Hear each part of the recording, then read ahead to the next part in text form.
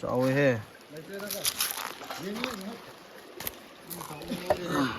Sino machu tongan ne? Hả? Singge. No. Singge. Sao bên này cơ?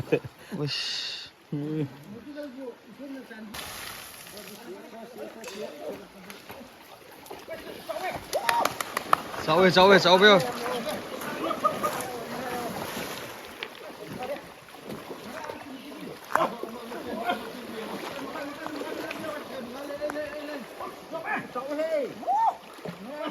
Mà khá rất lâu. Thank you, brother. Thank you. Wow. Wow. Hush.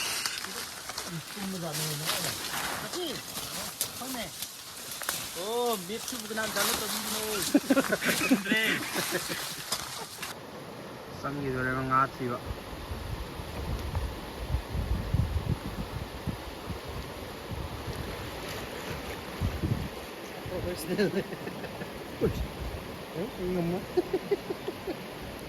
Lang thorak ni yang kau ngasa lang thorak ni. Ngalai re, semet. Sina semet kot na ba. Nanti macam hujil lah sih ha. Nah, bawa sak kau dong mandi kau nang gitu. Dia skoi raba jila terit kising ting nara lah akraba tu kau mengapak ni ya ini je.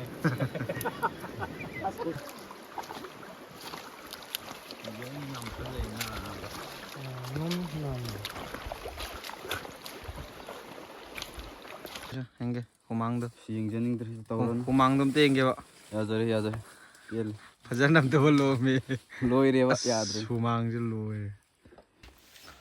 Mayam adu di video se hodring ida mayam ne hena gyan tana bai damak ta keno se map ta tora ta lake bako ado mayam soida imphal leire aduga soida photo ma yauri se si sina akhoi khunbi ne bako aduga somdagi blue machuna tawraga chatpa lambi se sina akhoi gi machi rom da chatpa da oidoine ba lambi se ani suiba route se ko aduga amana kakching lamkhai de chatlaga palel faraga tengnowal faraga yaudoine ba hojik tare lok se blue machu da chalisina akhoi gi 49 km oidoine aduga kaino da chalisina 73 Tengno palom chatlaga di 73 km oidoine bako aduga saide yongkhul leire yongkhul dagi hek kumdar ga tare lok leidoine bako ma aduga sigi angangba line chingiba border se sisna khoi manipur gi map ki border dune ba adugi hek makhada saida lantho adi kabo valley gum leire na adudi ma video se makhata jilasi ko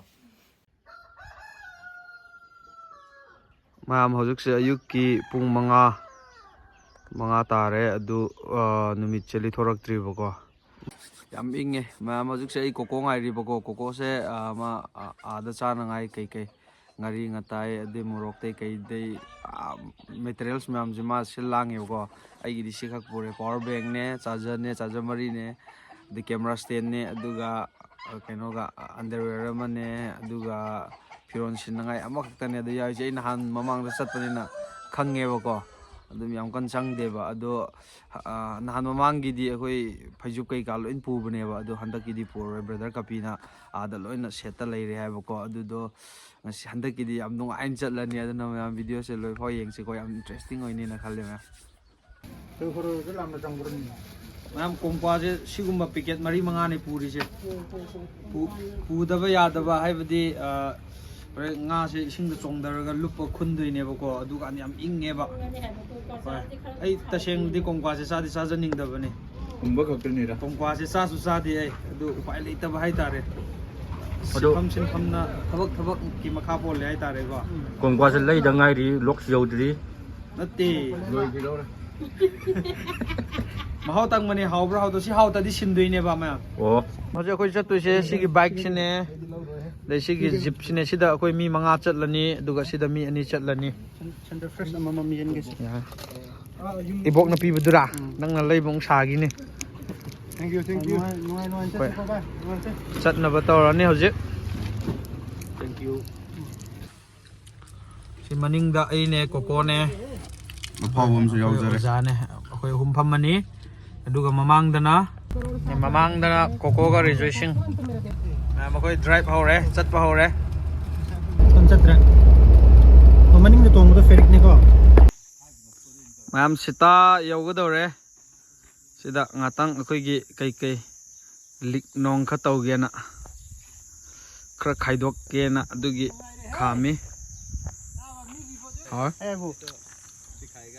पोल का iPhone यावरबा Sanjay का guitar में यावरबा मरिंग लमदे अतोपदे लोइ सिलागे कनाम की इधरे ना photo photo कब से है अतोपदे लोइ तोरागे बको पोल का आईफोन संजय का गिटार यारे और बदे लोइ हाप यारे नंग खदांग काय ना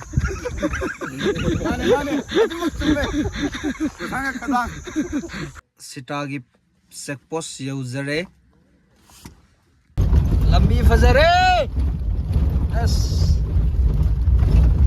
चौक लंबी के नो सिटी हां ना दगे बुगो दाइबोरा आज याद रे वीडियो में पसंद नम याद रे सिटी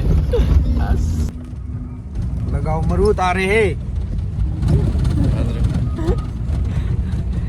लगाओ मरू ने हजिक तारी से मैम हजिक कोई RRC और रिलरम सेंटर को अदो सिदा मैम ना हे हाइबा केनोगी थदोइलागी खुंदो सिदे चंगदैनेबा सिदगी सोम साइड सिदे चंगागा वक्सु विलेज दारगा दुम थदोइलागी मोइगी विलेज तो लेरनी हदुगा हजि कोइन तरे लक सतोइजना सोमदा चतोइबा सोमदे चतोइने मैम औरे युंखुल औरे आक तुम थोरे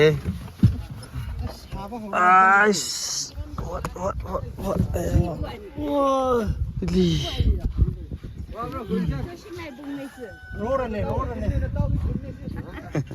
मैम योंखुल यौरे अदो मैम सिदा योंखुल की सिदा ममांग दा युम उरी जे सिगी सिना लोइरबनी को युम जे असिदा ममांग दा असिदा अमानी गा ले याम पिक ना नुंगाइबा मफम ने मैम हजिक से पुंग अमा मखाई तारे अखोय ngasai बारो अदाइदी यौरकपनेबको अयुकी चाक कई चाथोकपा अमा मखाई तारे पुंग 10 दगी पलेल दगी थोरकपनेबको अदो ngasidi तुरेन कुमरो हेदी तुरेन जाम लापे अदो ngasidi थेंगनेना हयंग अयुंग अंता आकुमने चाक इंजान कोको न कन्ना होनरी अदुमादी इमा हेक सिरगा एखोइसि याम पिकना माना सेनरपा अदु याम नुसिएबा होजिक किदुना सितादगी लौबा हाँ सिदा मैथे लोन कई हाइग्रे यंबा सिसे अदुगिदो उश होय कई हाइने बुदे खंद्रे खुमु खुमु थोक पाइबो खुमु खुमु खुमु से लीदबदी नत्रे लीरे ली ओचे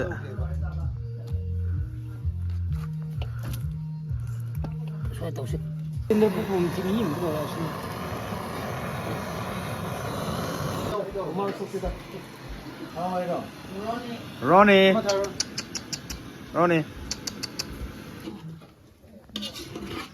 manam thole manam okay kang na nap law na ngaure just nang gi kaino de verse to tang nang jilo da ta nungai gidre da 상대 상닝가 봐 다 우비야 덥네 봐 맞지 이까비가 또 왜 봐.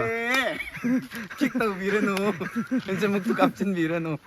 이 두렌드가 레라 예응하디 와 까뿌 깝닝니네. 사이게 백그라운드 뮤직도나. ꯍꯣꯏ. ꯑꯗ ꯅꯪꯒꯤ ꯒꯤꯇꯔꯗꯨꯅ ꯄ꯭ꯂꯛꯀꯤꯡꯗꯀꯣ ꯌꯥꯝ ꯀꯟꯅꯁꯨ ꯍꯧꯗꯕꯤꯗ ꯊꯣꯏꯕꯤ ꯑꯗꯨ ꯍꯌꯦꯡ ꯁꯣꯏꯗ꯭ꯔꯦ ꯁꯤ ꯊꯥꯕꯁꯤ ꯎꯔꯒ ꯀꯩꯅꯣꯝꯗꯤꯌꯥ ꯃꯈꯥ ꯇꯥꯁꯤ ꯍꯣꯔꯦꯟ ꯃꯈꯥ ꯇꯥꯁꯤ ꯊꯥꯁꯤ ꯃꯩ ꯆꯠꯂꯦ ꯃꯌꯥꯝ ꯂꯤꯛꯉꯥꯏ ꯄꯥꯕ ꯅꯠꯇ꯭ꯔꯒ ꯂꯤꯛꯉꯥꯏ ꯄꯥꯕ ꯑꯗꯨꯅꯦ ꯍꯧꯖꯤꯛ ꯒ꯭ꯌꯥꯟ ꯇꯥꯗ꯭ꯔꯤꯌꯦ ꯑꯇꯩ ꯒꯣꯒꯣ ꯑꯩꯈꯣꯏ ꯌꯥꯝ ꯋꯥꯅꯁꯨ ꯂꯥꯛꯈ꯭ꯔꯦꯕꯀꯣ ꯂꯦꯛꯈ꯭ꯔꯁꯦ ꯂꯦꯛ ꯄꯥꯏꯕꯗꯣ ꯂꯦꯛꯀꯅꯤꯗꯅ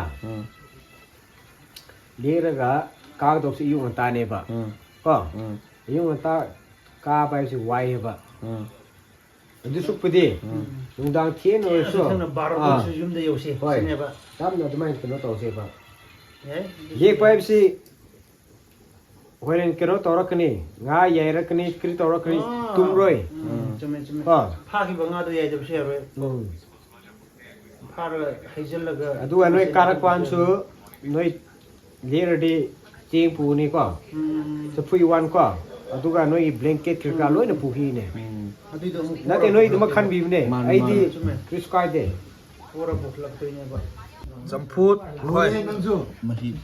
Sina yen ka yongchak ka. Ate sina lamok ka kaino ka. Soygom. Sab mana re. Yes, brother. Borok miet li. Man mi pamong. Semain tahu nih. Sini nang pam si yen do na te ba. Nanti sini.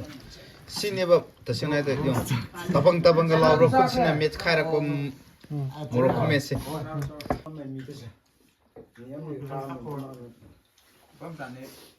Sing shape to mi ku pheng le ba. Koi di sing ni na. Kon sa ina pheng ak ko se. Mayam su ta bi ko. Kon sa in pheng ak ko se. Thadai pheng ak ko na tre do tam da pheng ba kon ga. Sing da pheng ba kon ga di ma na de ba. Kamu kah happy? Hujur kita inasam thole. Yari. Ko yari. Ai to ge. Yani. Sige kon ku pheng je sing da pheng ba ku pheng. Kari pang view ra. Tam yani brother. Wari ju na yare na pang ye da massage tau do ke na. Tam da pheng ba ku pheng le ba. Orang cameraman ke suka kalau dah mahi tu pengai hera kena tahu. Orang tang so.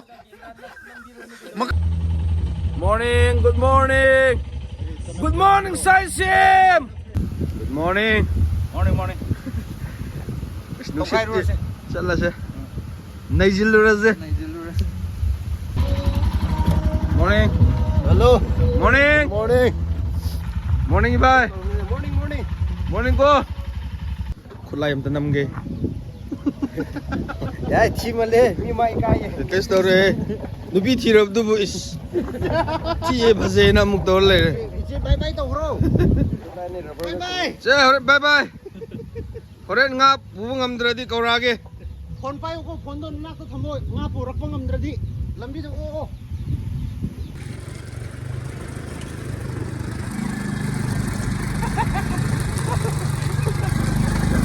Tâm đi. Cái gì bay ngồi chân đi.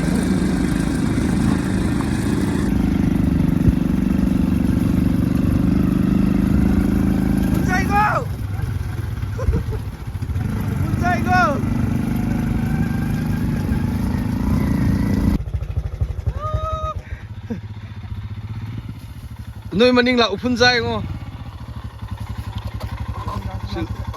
Thì lâu ngạt tao nè cái nó gì? Cái nó lấy tao bro. Hậu sĩ lâu dây gì vậy cái lấy chứ? New York. How the bro? Tao đây.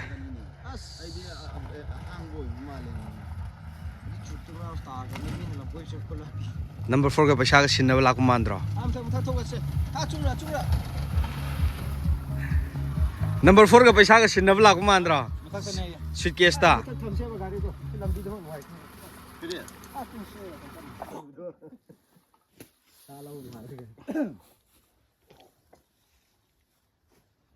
Sige ngasay kino lam khunum am tong ba do. simu lambi phawada driver si mapu su tak thawal mo atopa driver thawal lo Posta awan. Scenery je. ngira palu na Am ding am me ka to je. iya Si ka to je ngam me. ma la À, thấy rồi.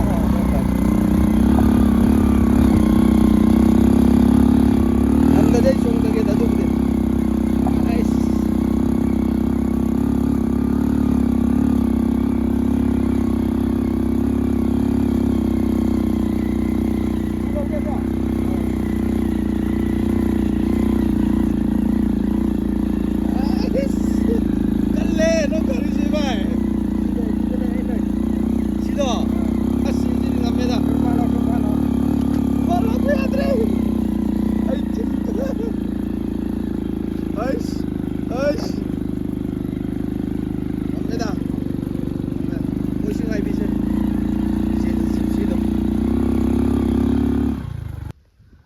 Singgi view je as nung siu an na. Yang mana? Sing sang pareng sem te yeng view ma. Pukning hu na fajarwa kai jilla. Kare. Ngam aso swai da khang ngam me ba du gini. Masih khara wat pa male da. Korban ngira.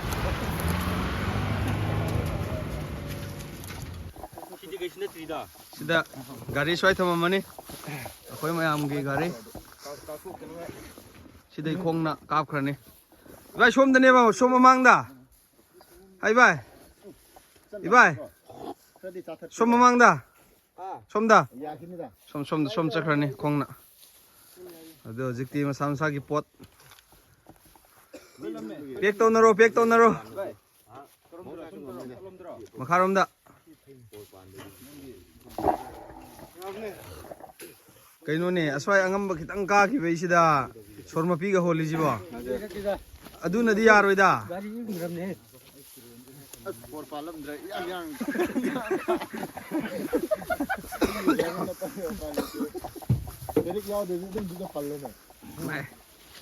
mai khoi je mangya bonde khoi tani man senari je ai nadi sum chingkhaga mai forgi keno lafi hai kari botol no duwa king botan ne chak de thang kai le yaw re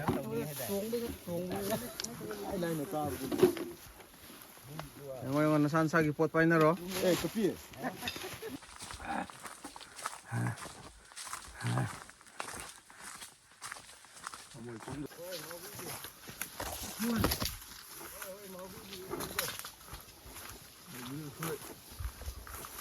le mi ta lo sang do re loi re lambi je moi asum chakra male chalo ko Tapi bani di main road tu selalu bezak pun nggak ada minum ini. Ah tidak nyoba am tu kan. berane lambi je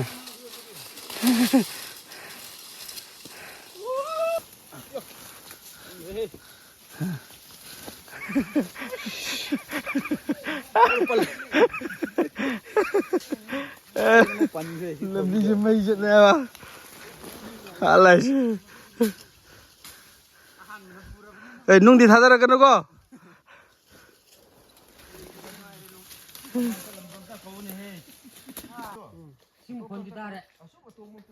Oh, mukhon tu telah sih.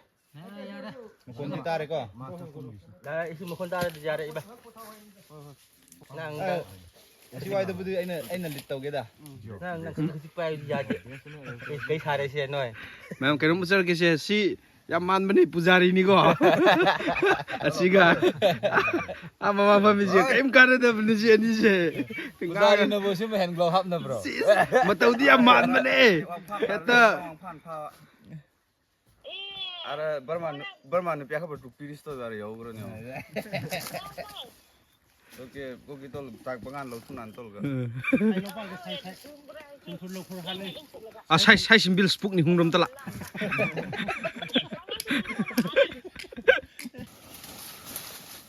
Chalo.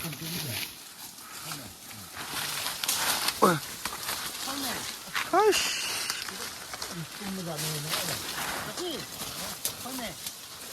Oh, beef tu bukan dalam tu bino. Andre.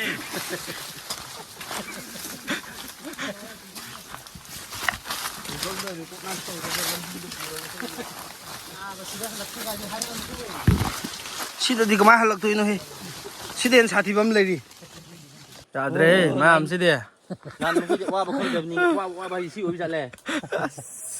Kari nung da sajaru ino na kanjil le bo.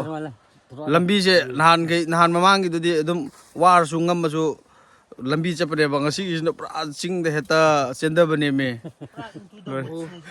Mesti je pesan kangak wah betul. Nan mesti suang kang dah ni. Pak dog da nok ning bi to re waman bagi. Ya Adre.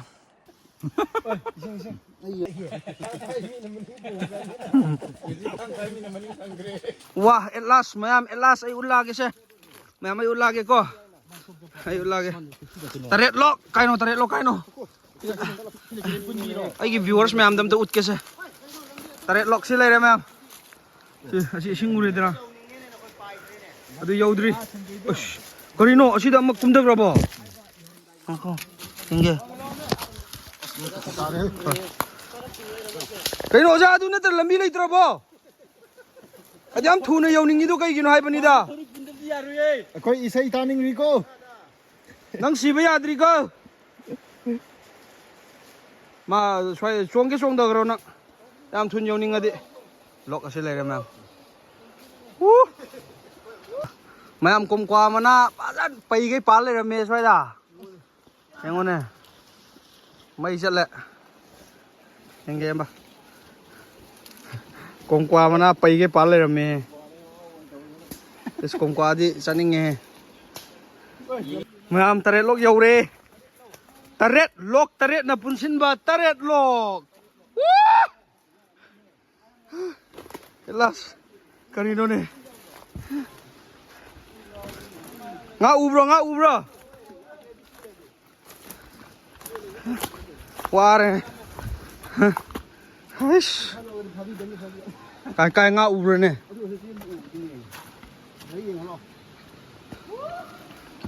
nó có tụi nó số với yên gì lo sao có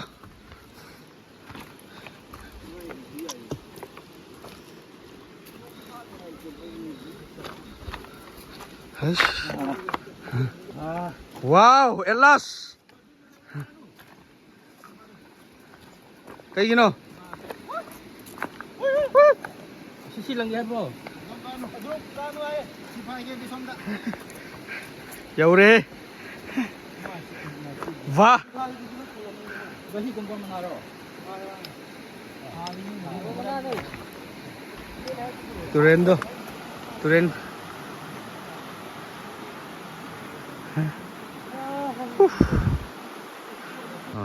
Ma'am si ngo si ay ising na lupu natin ko. Masay lakwa gi ubra si chot do ko. Masay lakwa gi chot le ne. Ush sigi ching si dagi. Si dai gum dare ne. Udi kaino ne kaino CM pham thadok re ai ne yengo ne paw ne. Rengkul gi ko Moi Burma ne. Nate ko Manipur gi. Udro ko. CM pham thadok re am ta paw la. ultani ne nang pablo Maya ka zilo re de. ko CM bi Sina ma'am khoi gi ni ko sina. Ama phabiro henge. Sis. Tumin na phamo. Khar leng ne yamba. Hoi. Wow. Nice henge. Unti henge yamba. Tawre. Sini. Si achaw mo kung thadu khoy ro ko. Tawre. Ta da pha le ba. Sik da bo aina tawbro. Ngarap suntum nila. Muka once more. Ngarap suntum. Once more. Macha mo tik lang di achaw la achaw. Ash, kaino ne? Hek thadabaga. Kaino ne? Hek to thadagi ba kaino? Hek sik lai sibo. ayuk ti hora di ko Dab tawre. Yaman dab tawre. Adun achaw pha bi gira testa. Sadle. Singre. As. Tabe. Dab se da tawgi do re da se tad do yaw re da. Ayenge kam saw yenge. Yang Sida. Oh. Nai re si di yaman chin nai re da. Mama. Henge. Si nungthin ama phammadi mai chatloidra. Asas amazong phagre ente si star chawe dudi inge ngawa ngawane. Takre.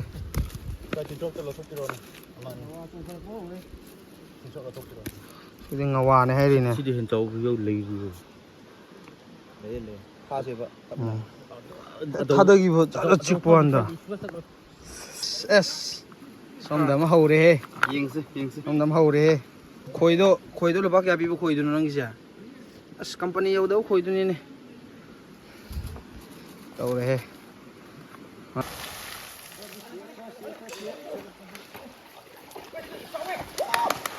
Chào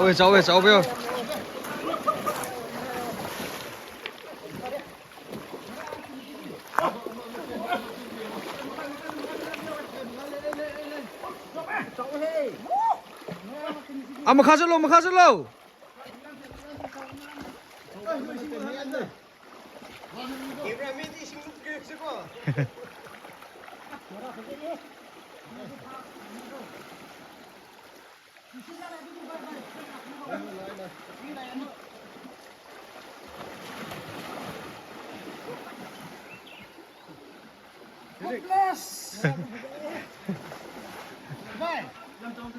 Lain, aduh macam satu sekun bro.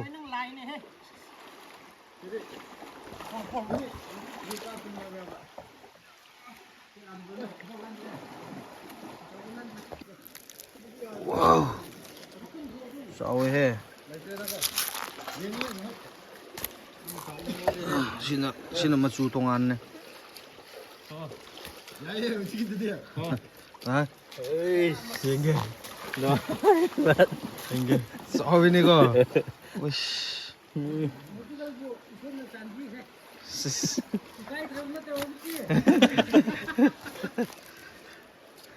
Wow.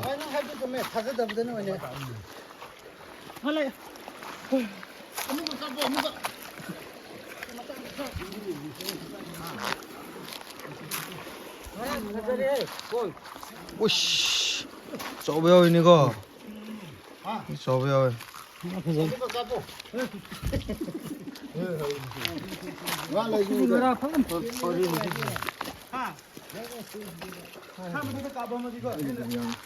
Aku punya kabel sih. Yang mana benar ya?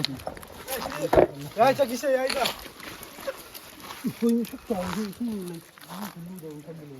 Tongala ba sina mo? Variety siya. Tang mo ni Sida. Boy, koi nga do Nga makal si tongale ba sina? Ayage. Singa sino ko? Nungda isang pagpapapado. Chaba. Kai. Nga ka mo amtang ayo. Sidam la. Amtang ayo. Sida ngam la.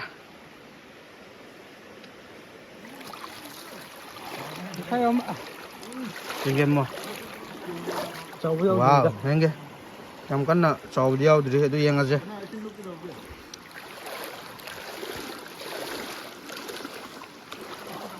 Henge brother. Thank you. Wow. Wow. Soi jadi irep thumbi ni. Upai lep janate.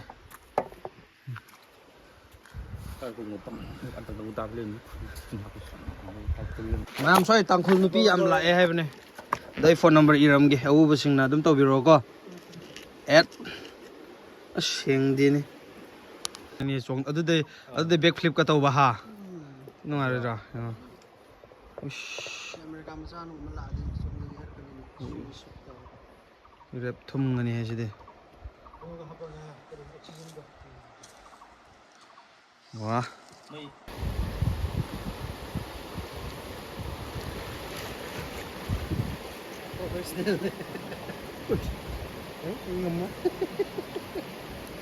Lang thora kani yang ko nga sa lang thora kani.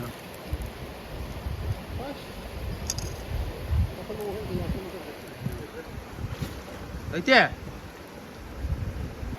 Sini akoi brother kapi ki favorite. Cái Admiral cái nó đã cái nó cái cột là san nào vậy cái hecta bra hay gì đi để bung cái nó gì hỏi chả biết bao cái san nào vậy Ôi sao sân rồi khá bàn gặp như chị. ô mà sao mà nào lấy pha đấy ta chứ đi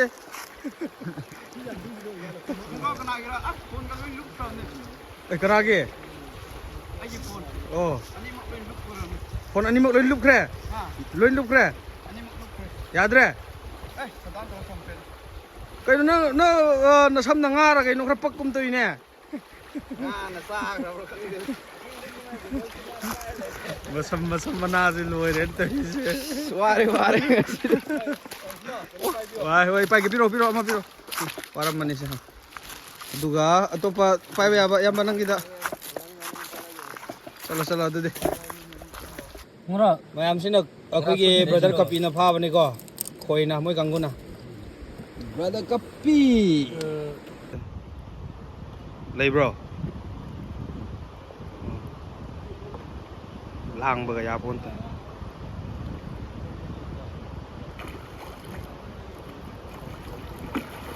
Wes, kau ini nih. Wes, nantok ni. Nice. Naik go.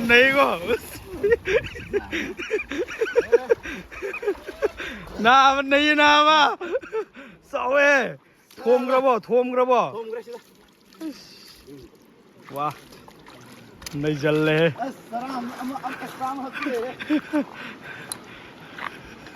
Sak lam ban yad re dana sak se thong to ge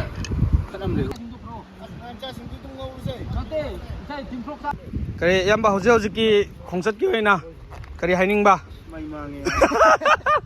mai mangi sidi ware tusin bro Queen chala pai khong do na warak pai ta sigi yamba se si yamba moringa lak minari ni yamba moringa lak pa yamba kai de ne ba lilong mingna kabir yamba lilong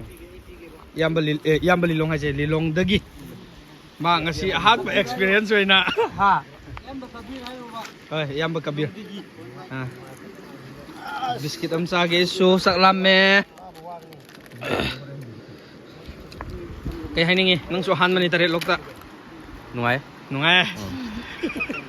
nungai hai se kitang wakhan da phaw du hayo duna nungai waraga nungai adu hayo ne wa badu hapti ne na adu nang wa di hai badi yaroi bana ngasai de kalap ni ega khole kap tu torom mam nem je wala ma khoina kumdarak basing situ sigi ching ji dagi ne kumdara e ji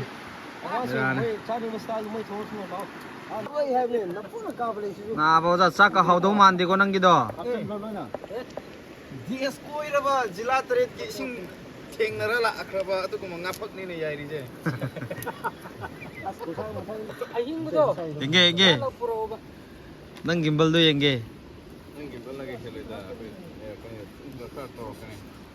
taret lok ki gimbal la hinjang se 50% yausile ha yam ho tau tana ko taret lok ki yenge amta nang ki gimbal do Andang makai itu merok nek hap nai jalle si Maggie thong mana tu ko. Makakap saya ba? Se nang gimbal lo jaro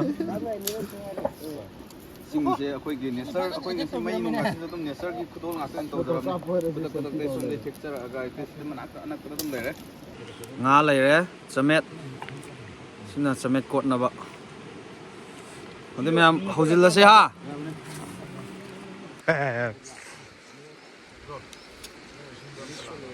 bernang phone dum ting ni pung dum ting ji pung hojik se myam pung 215 tare adu akhoi hojik sat pa horani ba ko 215 tare myam hojik akhoi sat pa horani ba ko adu oren ade yor kan da pung kya muk sang ge ba do ai ulake gari akhoi ngasai thom ba gari do adu gek mana yorok ko dai pung char ke ba ko khadi kuirane as sai khan ba sading dre ba wa da hi shara barma do in chakha sarang de ta chalo hoy de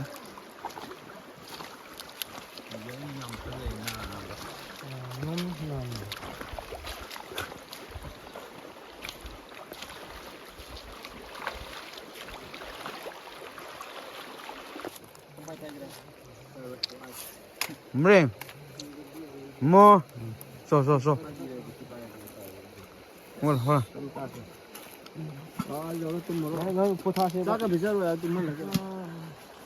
ka ba ho rage goodbye taret lok bye bye sat lage ma'am si ching se car dom ne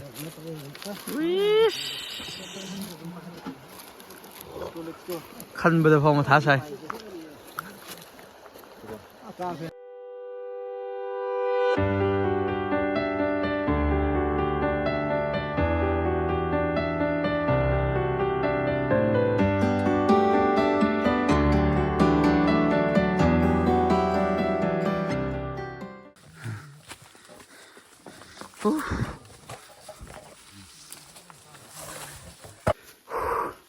mayam lambi se ngamba khata oidi phabako litla chapani na ko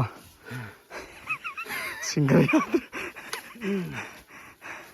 henge humang do yengjening dri tawron humang dum te henge ba yajare yel fajan nam to lo me loire wa yadre humang je lo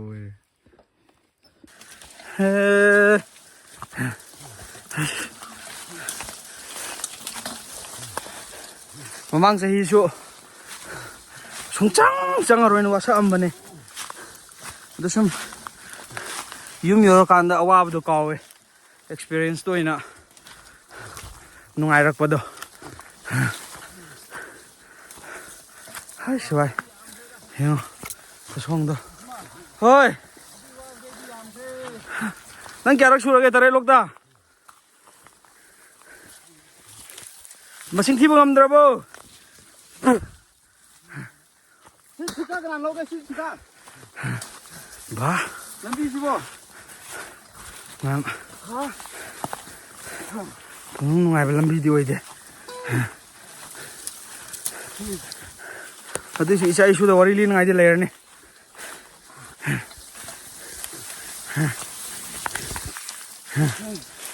khra plane jore pai le te ma mi masak unadre lambiro ha lambi di chumamngane am tha thoi ngasai gi akhoi gi gari thamam do yore to gari thamam do yore adu ai mai pung kya tare do hani yengsi ko brother nang phone do pung kya tare am te yenge 552. do yenge aje pung je 552 wah mayam adudi kayo toro chalurage aduga horen ade yorakanda dum vlog se makha tarage ko oda chat bu kona di ha konate mo hanse phore hojik ta da ngasai di iyo ge to bune me to sinabani da sum ade mayam horen yum yorakanda kayo to jarage makha ta jarage ko mayam ngrang se chakcha da bi tum gre wa man bage adu ayung ata hogalaga enjang ga sahalaga chage tawre enjang jam thi hawrani kokona thongmane nap launa amta chagi ge adu achaubudo hek toido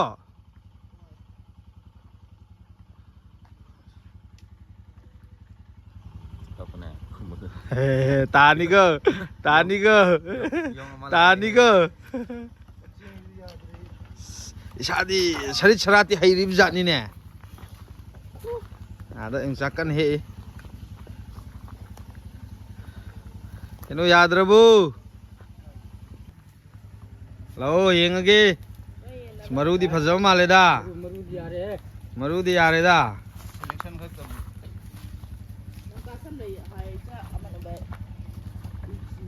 ani ni char su yare kai wah Yare maru yare. henge amta thangalo nabada thungnararoye ngai komte wah as yongsa ka yeng na nang di yongsa ang thin phajai de yamba sakta sakka yengnaraga ngangna si ko nang yenge nang gina por hap ra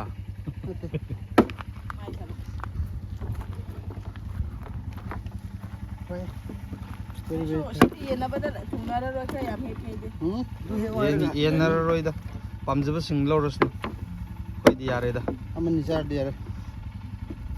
noishu mi chingda chapanera moishu masam sa yumda khara di puning dana Untuk mesti puning Papa chatni ayo ko yum da nga papa chatni ayo. puning ena bu marandi leite Akapi. Nga papa chatni ayo kadai hai rakne nga papa chatni ayo. Papa chatni sa lu kau thola. kau jadi su jar hale her lor ke dorga. ngapu na akhoi da word of thanks pi ngai di leirim ne go adu ge kam handa bagi tawre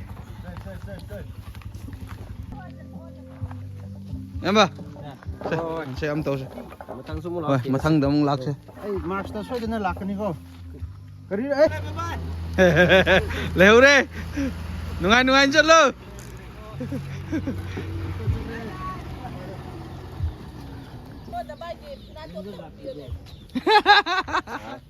ꯁꯦꯟꯗꯟꯗꯣ ꯁꯤꯁꯨ ꯃꯣꯔꯤꯡꯒꯤ ꯅꯥꯃꯅꯦ ꯁꯤꯁꯨ ꯃꯣꯔꯤꯡꯒꯤ ꯅꯥꯃ ꯈꯣꯡꯎꯞꯁꯨ ꯃꯥꯡꯈ꯭ꯔꯕꯣ ꯃꯣꯏ ꯈꯣꯡꯁꯨ ꯅꯥꯃ ꯃꯥꯡꯕꯒꯤ ꯃꯣꯔꯤꯡꯒꯤ ꯁꯦꯟꯗꯟꯁꯨ ꯅꯥꯝꯃ ꯃꯥꯡꯕ ꯉꯔꯥꯡ ꯉꯔꯥꯡ ꯇꯨꯔꯦꯟꯗ ꯅꯥꯃ ꯃꯥꯡꯍꯟꯕꯗꯣ ꯆꯠꯂꯦ ꯆꯠꯂꯦ ꯏꯆꯦ ꯀꯣ ꯃꯊꯪ ꯑꯗꯨꯝ ꯊꯦꯡꯅꯔꯁꯦ ꯀꯔꯤꯒꯤ ꯕꯥꯏ ꯕꯥꯏ ꯁꯥꯏꯁꯤꯝ ꯕꯥꯏ ꯕꯥꯏ ꯆꯠꯂꯦ ꯆꯠꯂꯦ चले चले वो साइसिम विलेज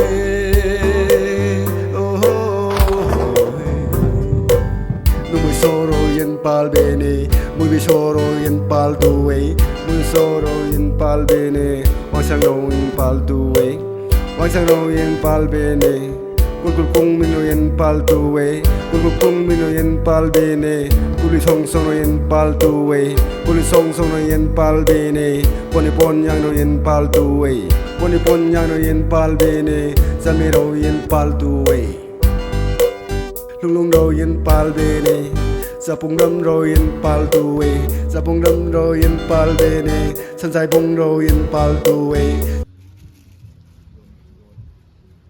एग्री कर सकता ठीक है जाओ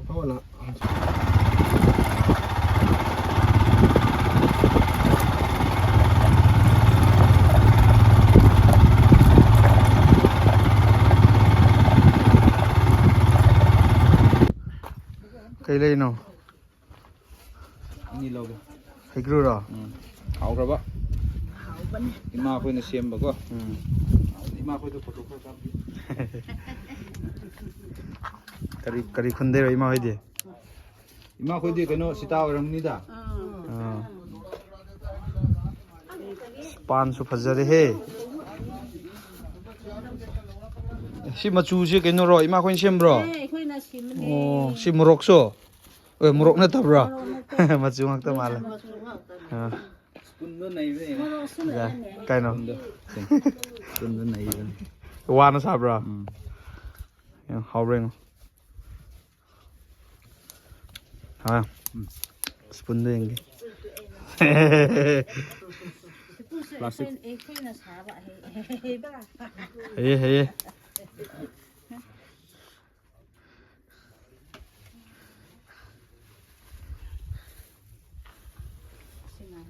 pan sing cái em nhau đây ha chị anh nó bay bữa rồi thôi nó cái nó này sa cắm na bên đó nông mấy ra gì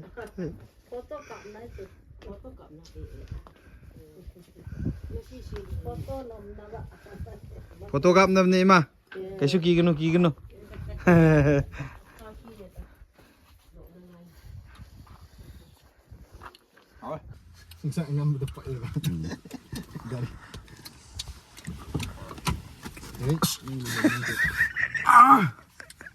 pang tok lo chimang tang pang di lo dalim ta kakak tang pai về vậy si suna bro si kum so du na di pegang das smine to na reng smine snai ba nang smine kakak tang thin ge ba kakak tang thin ge ba smine na si na reng ala sil khutta hana Sidi naro ye, semain tini. Si nabro.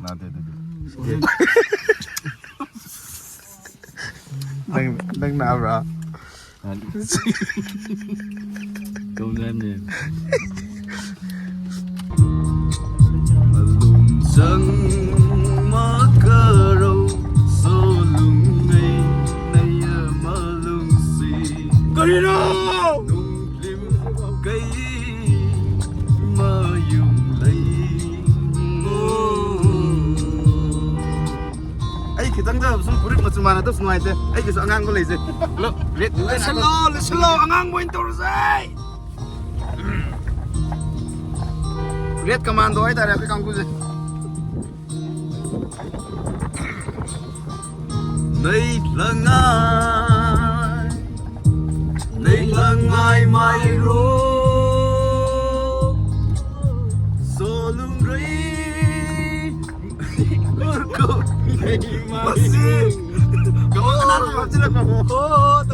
San sai bung ro yen pal bene, san bung ro yen pal tu we, san bung ro yen pal bene, yang kau bung ro yen pal tu we, yang kau bung ro yen pal bene, kang kau bung ro yen pal tu we, kang kau bung ro yen pal bene, yang nung til lo yen pal tu we, yang nung til lo yen pal bene, wasapai ro yen pal tu we, wasapai ro yen pal bene, ang ko lung ro hung pal tu we, ang ko lung ro hung pal bene.